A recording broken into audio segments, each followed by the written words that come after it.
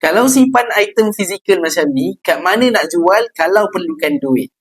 Kalau tuan-puan nak tahu, tengok video ni sampai habis. Jangan lupa save dan share supaya lebih ramai yang terima manfaat.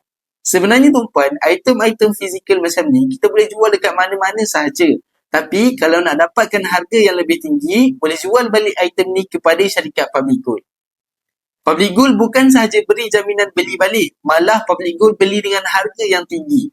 Nak jual emas dengan syarikat public gold tuan-puan sangat mudah. Pertama, tuan-puan perlu bawa item yang tuan-puan nak jual. Kedua, perlu bawa IC sahaja. Tuan-puan boleh pergi ke mana-mana branch public gold berdekatan dengan tuan-puan, masuk, dapatkan nombor giliran dan tunggu nombor tuan-puan dipanggil.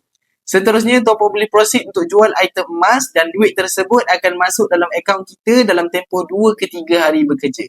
Sangat mudah, sangat cepat dan tak ada syarat yang ketat dikenakan.